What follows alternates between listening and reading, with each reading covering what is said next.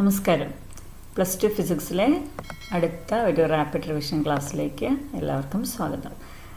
മുൻ വർഷത്തെ question papers ഉൾപ്പെടുത്തിയ റിവിഷൻ ക്ലാസ്സാണിത്. മൂന്നാമത്തെ ചാപ്റ്ററാണ് നമ്മളിന്ന് നോക്കാൻ പോകുന്നത്. മുൻ റിവിഷൻ ക്ലാസ്സുകൾ ഉൾപ്പെടുന്ന പ്ലേലിസ്റ്റ് ഈ വീഡിയോയുടെ അവസാന ഭാഗത്ത് കൊടുത്തിട്ടുണ്ട്.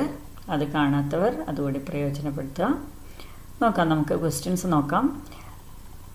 First question: 3 resistors R1, R2, R3 are to be combined as shown in figures. 3 subdivisions ആണുള്ളത്. Identify series and parallel combinations. Then B part: which combination has lowest effective resistance? C part: arrive at the expression for the effective resistance of parallel combination. വളരെ സിമ്പിളായിട്ടുള്ള ക്വസ്റ്റ്യനാണ്. Series parallel combination ഏതാണെന്ന് നമുക്ക് ഒറ്റ നോട്ടത്തിൽ മനസ്സിലാവും. ആദ്യത്തേത് പാരലൽ കോമ്പിനേഷനാണ്, രണ്ടാമത്തേത് സീരീസ് കോമ്പിനേഷനാണ്. ആൻസേഴ്സും കൂടി നോക്കാം.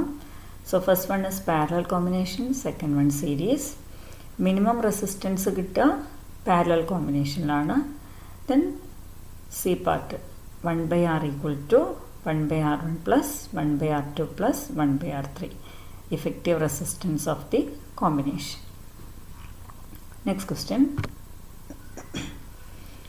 a Weiston's bridge is shown in figure. Derive a relation connecting the 4 resistors for the galvanometer to give 0 or null deflection. ഇവിടെ നമുക്ക് ഡെറിവേഷനാണ് ആവശ്യം. ഡെറിവേഷൻ കൃത്യമായിട്ട് പഠിച്ചിരിക്കണം. ഫൈനൽ റിസൾട്ട് അറിയാം, R1/R2 = R3/R4. അപ്പോൾ ഫൈനൽ ഫൈനൽ റിസൾട്ട് മാത്രമേ ഞാനിവിടെ കൊടുത്തിട്ടുള്ളൂ. ഡെറിവേഷൻ വളരെ നന്നായിട്ട് പഠിക്കാം. അതിൽ രണ്ടാമത്തെ പാർട്ടിൽ name a practical device which uses this principle. നമുക്കറിയാം വെയ്സ്റ്റൺസ് ബ്രിഡ്ജ് ഉപയോഗിക്കുന്ന പ്രാക്ടിക്കൽ ഡിവൈസ് എന്ന് പറയുന്നത് മീറ്റർ ബ്രിഡ്ജാണ്. അതായത് ലബോറട്ടറിയിലൊക്കെ നമ്മൾ വെയ്സ്റ്റൺസ് ബ്രിഡ്ജിൻ്റെ പ്രിൻസിപ്പിൾ ഉപയോഗിക്കുന്ന ഡിവൈസ് മീറ്റർ ബ്രിഡ്ജാണ്. മനസ്സിലാക്കി വെക്കുക. അത് third question: express Ohm's law in terms of current density and conductivity. പല രീതിയിലും പല വർഷങ്ങളിലും ചോദിച്ചിട്ടുള്ളൊരു ക്വസ്റ്റ്യനാണിത്.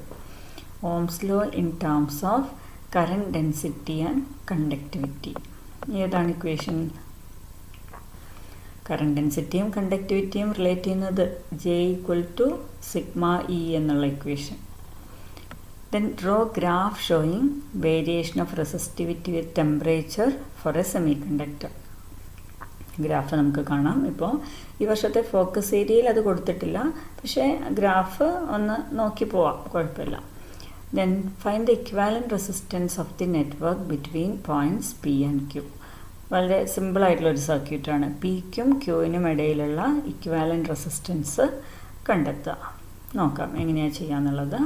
So first part J = σE. B പാർട്ടിൻ്റെ ഗ്രാഫുകളാണ് കൊടുത്തിട്ടുള്ളത്. ആദ്യത്തേത് മെറ്റൽസിൻ്റെ കേസിൽ, അതായത് കോപ്പറാണ്. രണ്ടാമത്തേത് അലോയ്സ്, സ്ട്രെയിറ്റ് ലൈനാണ് ഗ്രാഫ്. മൂന്നാമത്തേത് സെമി കണ്ടക്ടേഴ്സ്. ഇനി തേർഡ് പാർട്ട് സി പാർട്ടിൻ്റെ ആൻസർ നോക്കൂ. ആദ്യത്തെ ഫിഗറിൽ നമുക്ക് തന്ന ക്വസ്റ്റ്യനിൽ ഒരു പാർട്ട് മാത്രം, ട്രയാങ്കിൾ പാർട്ട് മാത്രമാണ് ആദ്യത്തെ ഫിഗറിൽ കൊടുത്തത്. അതിൽ നോക്കൂ, 2 3 ഓം, അത് നമുക്ക് സീരീസിൽ കൺസിഡർ ചെയ്യാം. 3 and 3 സീരീസ്. അപ്പോൾ അതിൻ്റെ എഫക്റ്റീവ് റെസിസ്റ്റൻസ് 6 ഓം എന്ന് കിട്ടും. അങ്ങനെ കിട്ടിയ 6 ഓമും ഫിഗറിലുള്ള 6 ഓമും പാരലലാണ്. ഓക്കെ, അപ്പോൾ അതിൻ്റെ ഒരു ഇഫക്റ്റീവ് റെസിസ്റ്റൻസ് കിട്ടുമല്ലോ. 6 ഓം 6 ഓം പാരലൽ എന്ന് പറയുമ്പോൾ അതിൻ്റെ ഇഫക്റ്റീവ് 3 ഓം കിട്ടും. നിങ്ങൾക്ക് കണ്ടുപിടിക്കാം. 1/6 + 1/6 അപ്പോൾ 2/6, 1/3. 1/R = 1/3 or R = 3 ഓം. അപ്പോൾ ആ ട്രയാങ്കിൾ പാർട്ടിൻ്റെ മാത്രം 3 ഓമാണ്. ഇനി ആ എൻ്റയർ ഫിഗർ നോക്കൂ. ആദ്യത്തെ 6 ഓം, രണ്ടാമത് 3, ദെൻ മൂന്നാമത് 5. അത് മൂന്നും സീരീസിലല്ലേ. അപ്പോൾ 6 + 3 9 + 5 14 ഓമാണ് ആൻസർ കിട്ടുക. മനസ്സിലായിട്ടുണ്ടാവുമെന്ന് വിചാരിക്കുന്നു. ട്രയാങ്കിൾ പാർട്ട് മാത്രം കൺസിഡർ ചെയ്തു. അതിൽ 3 and 3 സീരീസാണ്. അത് 6ഉം ഫിഗറിലുള്ള 6ഉം പാരലൽ. അതിൻ്റെ എഫക്റ്റീവ് വാല്യൂ 3. ദെൻ അപ്പം 3 എണ്ണമായിട്ട് നമുക്ക് കൺസിഡർ ചെയ്യാം. ആദ്യത്തെ 6 ohm, രണ്ടാമത്തെ ഫിഗർ ശ്രദ്ധിക്കുക. ഇനി ആദ്യത്തെ 6 ohm, പിന്നെ ആ ട്രയാങ്കിൾ പാർട്ടിൻ്റെ 3 ohm, വീണ്ടും ഒരു 5 ohm, എല്ലാം സീരീസിൽ. അപ്പോൾ you will get the effective value as 14 ohm. അപ്പോൾ ഇങ്ങനെയുള്ള ഫിഗർ കണ്ടു കഴിഞ്ഞാൽ ഒറ്റ നോട്ടത്തിലൊരു ടെൻഷനായിട്ട് അതങ്ങ് ഒഴിവാക്കാതെ ഒന്ന് സാവധാനം ആലോചിച്ച് കഴിഞ്ഞാൽ നമുക്കത് വളരെ പെട്ടെന്ന് തന്നെ സോൾവ് ചെയ്യാൻ കഴിയും.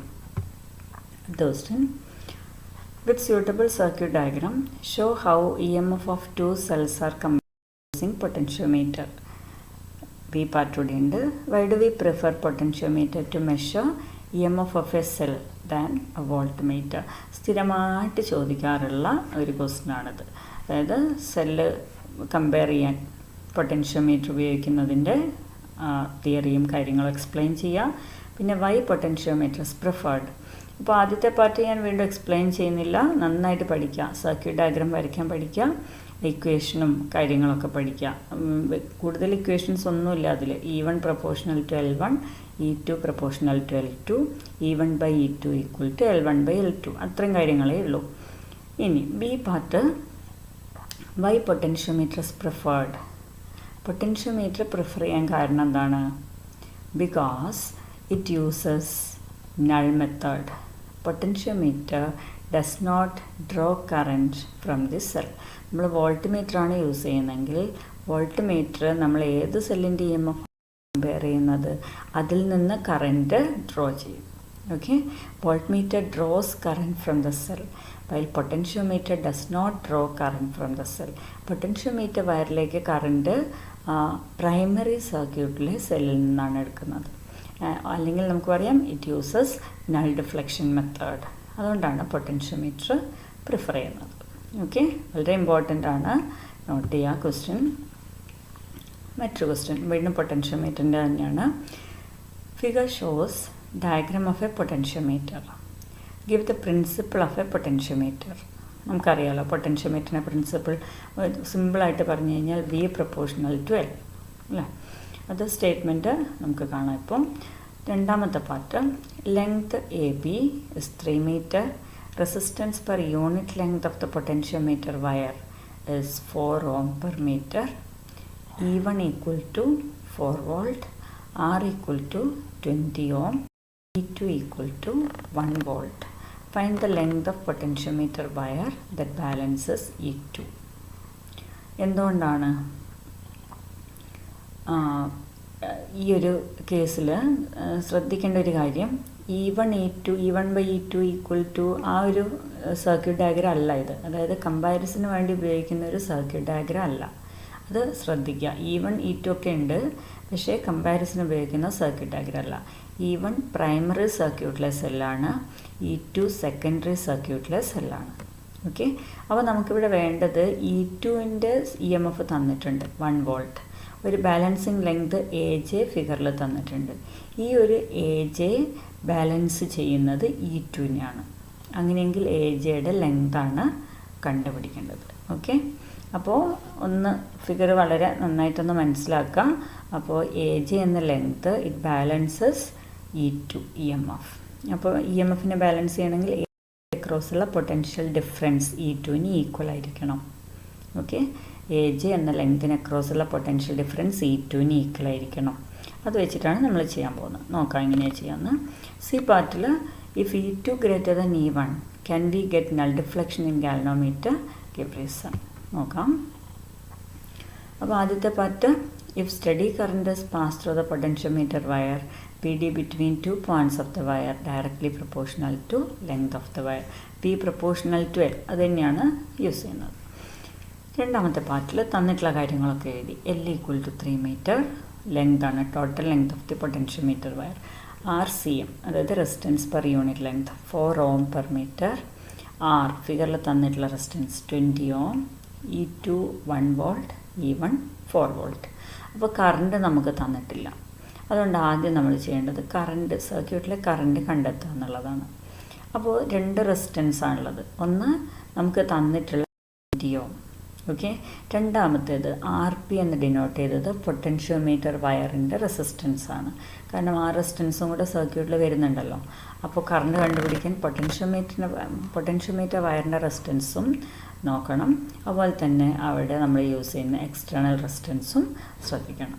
അപ്പോൾ total resistance in the circuit is R plus RP. Okay, where R is the resistance given 20 ohm, RP is resistance of potentiometer wire. So I equal to, നമുക്കറിയാം current is EMF by total resistance. ഏത് EMF ആണ്?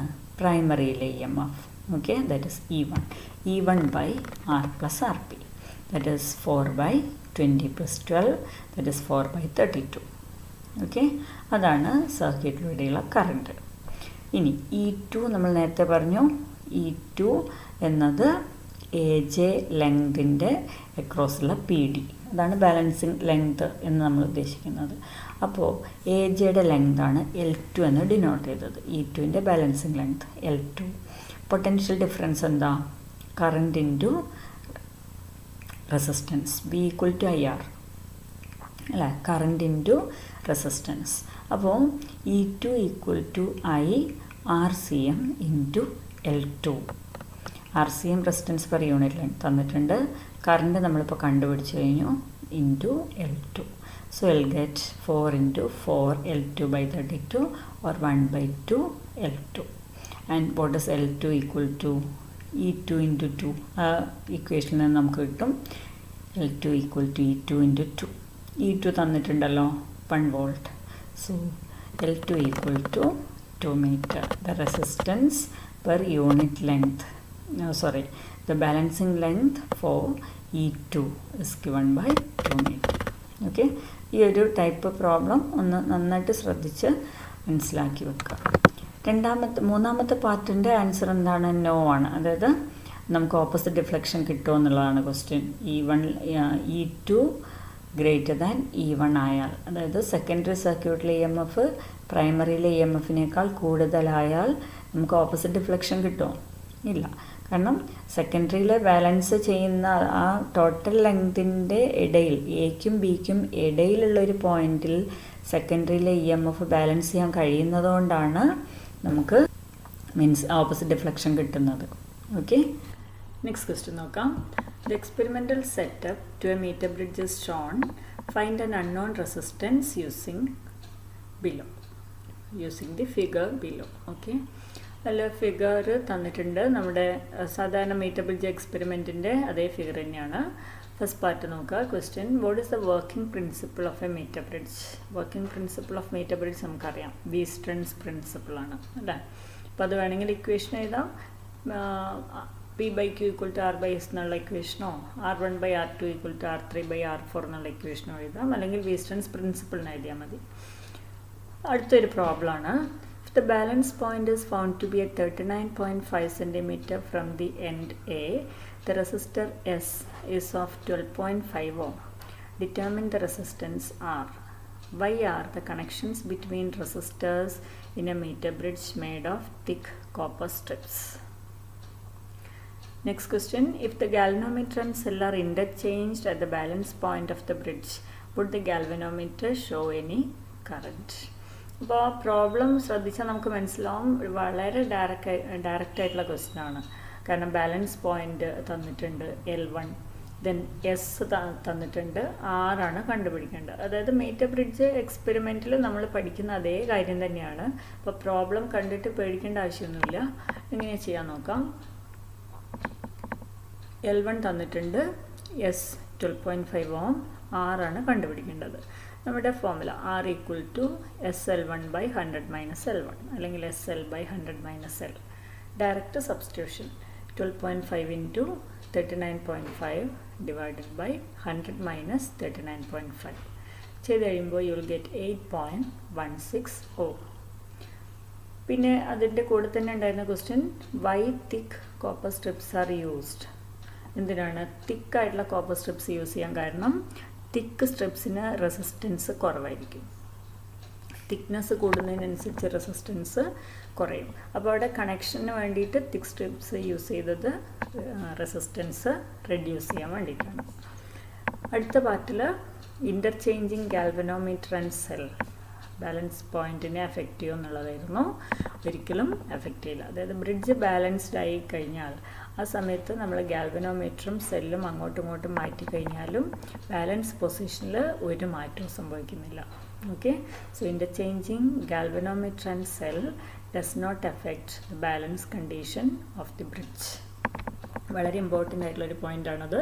അതായത് galvanometer connect ചെയ്ത ആമും അതുപോലെ cell connect ചെയ്ത ആമും പരസ്പരം മാറ്റിക്കഴിഞ്ഞാൽ ആ സർക്യൂട്ടിൽ യാതൊരു വ്യത്യാസവും ഉണ്ടായിരിക്കില്ല. അടുത്ത ദിവസം നോക്കാം. You are given 3 resistors. Each of resistance R. How will you combine them to get the maximum effective resistance, minimum effective resistance? Then derive equation for minimum effective resistance. വളരെ സിമ്പിളായിട്ടുള്ള ക്വസ്റ്റൻ ആണ്. എങ്ങനെയാണ് നമ്മൾ മാക്സിമം റെസിസ്റ്റൻസ് കിട്ടാൻ എങ്ങനെ combine ചെയ്യും, minimum resistance കിട്ടാൻ എങ്ങനെ കമ്പൈൻ ചെയ്യും?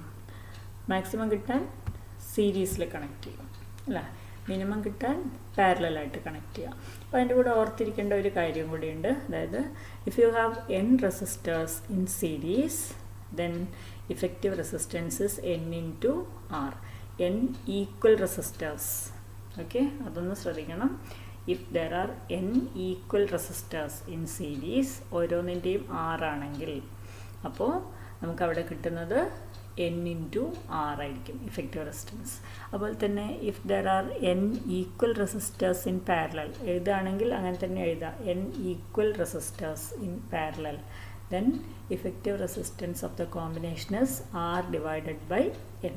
ഈക്വൽ ആകുമ്പോൾ മാത്രമേ നമുക്ക് ഈ രീതിയിൽ സിമ്പിളായിട്ട് കണ്ടുപിടിക്കാൻ പറ്റുക. Okay, so NR for series combination, R by n for parallel combination. പിന്നെ ബി പാർട്ട് നമുക്കറിയുന്നതാണ്, derive equation for minimum effective resistance എന്ന് പറഞ്ഞാൽ പാരലൽ കോമ്പിനേഷൻ്റെ ഇഫക്റ്റീവ് റെസിസ്റ്റൻസിനുള്ള ഫോർമുല ഡിറൈവ് ചെയ്യുക. ഓക്കെ, അപ്പോൾ ഈ രീതിയിലും ചോദിക്കാം. നേരെ പാരലൽ കോമ്പിനേഷൻ്റെ ഇഫക്റ്റീവ് റെസിസ്റ്റൻസ് ഡിറൈവ് ചെയ്യാന്നുള്ളതിന് പകരം ഇങ്ങനെ ചോദിച്ചു കഴിഞ്ഞാൽ മനസ്സിലാക്കുക, മിനിമം ഇഫക്റ്റീവ് റെസിസ്റ്റൻസ് എന്ന് പറഞ്ഞാൽ പാരലൽ കോമ്പിനേഷൻ ആയിരിക്കും. അതുപോലെ മാക്സിമം ഇഫക്റ്റീവ് റെസിസ്റ്റൻസ് എന്ന് പറഞ്ഞാൽ അവിടെ ഉദ്ദേശിക്കുന്നത് സീരീസ് കോമ്പിനേഷനാണ്. എട്ടാമത്തെ question. The circuit diagram of a potentiometer for determining the EMF E of a cell of negligible internal resistance is as shown. പൊട്ടൻഷ്യോമീറ്ററിൻ്റെ നമ്മൾ സർക്യൂട്ട് ഡയഗ്രാം ആണത്. State the principle of working of a potentiometer, how the balancing length AJ changes when value of R1 decreases, derive expression to find internal resistance of a cell. Circuit നന്നായിട്ട് ശ്രദ്ധിക്കുക. Principle of working of potentiometer വളരെ ഡയറക്റ്റായിട്ട് നമുക്ക് പറയാവുന്ന കാര്യമാണ്. എന്താണ്? B proportional to L, സിമ്പിളായിട്ട് പറഞ്ഞു കഴിഞ്ഞാൽ അല്ലേ. പിന്നെ how the balancing length AJ changes when R1 decreases. R1 എവിടെയുള്ളത് നോക്കുക, പ്രൈമറി സർക്യൂട്ടിലാണ് R1 ഉള്ളത്. അപ്പോൾ R1 ഡിക്രീസ് ചെയ്ത് കഴിഞ്ഞാൽ ബാലൻസിങ് ലെങ്ത് AJ, ഫിഗറിൽ I ആണുള്ളത്, AI എന്നാണുള്ളത്. അപ്പോൾ AJ എങ്ങനെ ചേഞ്ച് ചെയ്യും? ഓക്കെ, ദെൻ ഡിറൈവ് എക്സ്പ്രഷൻ നോക്കാം ഓരോന്ന്. B പ്രൊപ്പോർഷണൽ ടു L, പൊട്ടൻഷ്യോമീറ്ററിൻ്റെ പ്രിൻസിപ്പിൾ ഞാൻ വീണ്ടും മുഴുവനായിട്ടുള്ള സെൻറ്റൻസ് കൊടുത്തിട്ടില്ല, മുമ്പ് ഒരിക്കൽ പറഞ്ഞതാണ്, അതേ കാര്യം തന്നെയാണ്. രണ്ടാമത്തെ ബാലൻസിങ് ലെങ്തിന് എന്ത് സംഭവിക്കും? Balancing length decreases. എന്തുകൊണ്ടാണ് ഡിക്രീസ് ചെയ്യുന്നത്? ആ പ്രൈമറി സർക്യൂട്ടിലെ റെസിസ്റ്റൻസ് കുറയാണ്. റെസിസ്റ്റൻസ് കുറയുമ്പോൾ സ്വാഭാവികമായിട്ടും പ്രൈമറി സർക്യൂട്ടിലെ കറൻറ്റ് കൂടും. കറൻറ്റ് കൂടിക്കഴിഞ്ഞാൽ പൊട്ടൻഷ്യൽ ഡ്രോപ്പ് കൂടും അല്ലേ, യൂണിറ്റ് ലെങ്തിലുള്ള പൊട്ടൻഷ്യൽ ഡ്രോപ്പ് കൂടും. കാരണം പൊട്ടൻഷ്യൽ ഡ്രോപ്പ് എന്ന് പറയുന്നത് V = IR. അപ്പോൾ I കൂടിയാൽ യൂണിറ്റ് ലെങ്തിലെ പൊട്ടൻഷ്യൽ ഡ്രോപ്പ് കൂടും. പൊട്ടൻഷ്യൽ ഡ്രോപ്പ് കൂടുമ്പോൾ ലെങ്ത്, ബാലൻസിങ് ലെങ്ത് കുറയും. അതായത് ആ സെക്കൻഡറി സർക്യൂട്ടിൽ EMFൽ മാറ്റമൊന്നുമില്ല. അപ്പോൾ അതേ EMF ബാലൻസ് ചെയ്യാൻ ആവശ്യമായ ലെങ്ത് കുറയുന്നർത്ഥം. ഓക്കെ, സോ പ്രൈമറി സർക്യൂട്ടിലെ പ്രൈമറി സർക്യൂട്ടിലെ റെസിസ്റ്റൻസ് ഡിക്രീസ് ചെയ്യുകയാണെങ്കിൽ current in the primary circuit increases, potential drop per unit length increases, balancing length decreases. Then പൊട്ടൻഷ്യോമീറ്ററിൻ്റെ ആപ്ലിക്കേഷൻ ഇൻറ്റേർണൽ റെസിസ്റ്റൻസ് കണ്ടുപിടിക്കാനുള്ള സർക്യൂട്ട് ഡയഗ്രാം ആ ഡെറിവേഷനും വളരെ ഇമ്പോർട്ടൻ്റ് ആണ്. പൊട്ടൻഷ്യോമീറ്ററിൻ്റെ രണ്ട് യൂസസും, അതായത് കമ്പാരിസൺ ഓഫ് EMFും ഇൻറ്റേർണൽ റെസിസ്റ്റൻസും ആ സർക്യൂട്ട് ഡയഗ്രാം ഇക്വേഷൻസൊക്കെ നിർബന്ധമായിട്ടും പഠിച്ചിരിക്കുക. Next one, the resistivity of a conductor depends on, choice ആണ്, 4 ഓപ്ഷൻസ് തന്നിട്ടുണ്ട്. The material, the cross sectional area, the length, all of the above. ഏതാണ് answer? Resistivity depends only on the material and temperature ഉണ്ടെങ്കിൽ അതും. Okay, പക്ഷേ ഡയമെൻഷൻസിനെ ഒരു രീതിയിലും depend ചെയ്യുന്നില്ല. Resistivity 2 ഫാക്ടേഴ്സിനെ മാത്രമാണ് ഡിപ്പെൻഡ് ചെയ്യുന്നത്. Material means nature of the material and ടെമ്പറേച്ചറിനെ ഡിപ്പെൻഡ് ചെയ്യും. പക്ഷേ ലെങ്ത്ത്, റേഡിയസ് ഇങ്ങനെയുള്ള മറ്റ് കാര്യങ്ങളിലൊന്നും ഡിപ്പെൻഡ് ചെയ്യുന്നില്ല. ഓർത്ത് വെക്കുക, ഇമ്പോർട്ടൻ്റ് ആയിട്ടുള്ളൊരു കാര്യമാണത്. Next one, calculate the current flowing through the following circuit. അതിൽ മറ്റൊരു പാർട്ടും കൂടി ഉണ്ട്. Potentiometer is A device to measure EMF of a cell. Explain how EMF of 2 cells can be compared using potentiometer. പൊട്ടൻഷ്യോമീറ്ററിൻ്റെ മറ്റൊരു application ചോദിച്ചിരിക്കുന്നു. അപ്പോൾ ഈ 2 ആപ്ലിക്കേഷനും പൊട്ടൻഷ്യോമീറ്ററിൻ്റെത് എല്ലാ ക്വസ്റ്റ്യൻ പേപ്പറിലും ഏതെങ്കിലും ഒന്ന് നിർബന്ധമായിട്ട് ഉണ്ടാവാറുണ്ട്. ഓക്കെ, ഫസ്റ്റ് ക്വസ്റ്റ്യൻ നോക്കാം. കറണ്ടാണ് കണ്ടുപിടിക്കേണ്ടത്. കറണ്ട് കണ്ടുപിടിക്കാൻ നമുക്കറിയാലോ equation, EMF divided by total resistance in the circuit. അപ്പോൾ തന്നിട്ടുള്ള നെറ്റ്വർക്കിലെ ടോട്ടൽ റെസിസ്റ്റൻസ് എങ്ങനെ കണ്ടുപിടിക്കും? അതിന് ഏതൊക്കെ സീരീസിലാണ്, ഏതൊക്കെ പാരലലാണ് എന്നാണ് ആദ്യം മനസ്സിലാക്കേണ്ടത്. അപ്പോൾ ഫിഗറിൽ നിന്ന് നമുക്ക് ഒറ്റ നോട്ടത്തിൽ മനസ്സിലാവും ഏതൊക്കെയാണ് പാരലലായിട്ടുള്ള. ആദ്യം നമ്മൾ എവിടെ നിന്ന് തുടങ്ങണം? 8 ഓം, അറ്റത്തുള്ള 8 ഓമിൽ നിന്ന് തുടങ്ങാം. ആ 8 ഓമും അതിനടുത്തുള്ള 8 ഓം രണ്ടും പാരലലാണ്. ഓക്കെ, അപ്പം നമ്മൾ നേരത്തെ പറഞ്ഞ പോലെ ഈക്വൽ റെസിസ്റ്റേഴ്സ്, 2 ഈക്വൽ റെസിസ്റ്റേഴ്സ് പാരലലാണ്. അപ്പോൾ അതിൻ്റെ എഫക്റ്റീവ് റെസിസ്റ്റൻസ് കാണാൻ N റെസിസ്റ്റേഴ്സ് ആണെങ്കിൽ R/N. അപ്പോൾ ഇവിടെ 2 എണ്ണമാണ്. അപ്പോൾ 8/2. ഓക്കെ, നോക്കൂ എങ്ങനെയാണ് ചെയ്യുന്നത് നോക്കൂ. So current in the circuit is E/R equivalent. 8 ohm and 8 ohm parallel. മനസ്സിലാവാൻ വേണ്ടിയിട്ട് ഫിഗർ വീണ്ടും തന്നിട്ടുണ്ട് ഞാൻ. ദെൻ അതിൻ്റെ ഇഫക്റ്റീവ് വാല്യൂ 8/2 എന്ന് വെച്ചാൽ 4 ഓം. അപ്പോൾ നോക്കൂ, ആ 2 8 ഓമിന് പകരം ഇപ്പോൾ ഒരു 4 ഓം ആയി. ഓക്കെ, ആദ്യത്തെ ആ നടുവിലുള്ള 8 ഓം നമുക്ക് 4 ഓം ആയിട്ട് അസ്യൂം ചെയ്യാം. അവസാനമുള്ള 8 ഓം ഇല്ലയെന്ന് വിചാരിക്കുക. ഇനി അതിന് രണ്ടിനും കൂടി പകരമാണ് ഇപ്പോൾ ഒരു 4 ഓം വെച്ചിട്ടുള്ളത്. ഇനി 2 ഓം 4 ഓം 2 ഓം ഇതൊക്കെ സീരീസിലാണ്. അപ്പോൾ അതിൻ്റെ ഇഫക്റ്റീവ് വാല്യൂ ജസ്റ്റ് ആഡ് ചെയ്താൽ മതിയല്ലോ. 2 + 4 + 2 8. അപ്പോൾ current EMF by R equivalent, that is 4/8, 0.5 ampere. അടുത്ത പാർട്ട് പൊട്ടൻഷ്യോമീറ്റർ ആണ്. സർക്യൂട്ട് ഡയഗ്രാം നേരത്തെ പറഞ്ഞ പോലെ തന്നെ പഠിക്കുക. Equation E1/E2 = L1/L2. അപ്പോൾ ഇന്നത്തെ ക്ലാസ്, പ്രീവിയസ് ക്വസ്റ്റ്യൻ പേപ്പേഴ്സ് ഉൾപ്പെടുത്തിയ ക്ലാസ് നിങ്ങൾക്ക് പ്രയോജനപ്പെട്ടിട്ടുണ്ടാകുമെന്ന് വിചാരിക്കുന്നു. നിങ്ങളുടെ അഭിപ്രായം എന്തായാലും കമൻറ്റ് ചെയ്യുക. ചാനൽ സബ്സ്ക്രൈബ് ചെയ്തിട്ടില്ലെങ്കിൽ സബ്സ്ക്രൈബ് ചെയ്യുക. Thank you.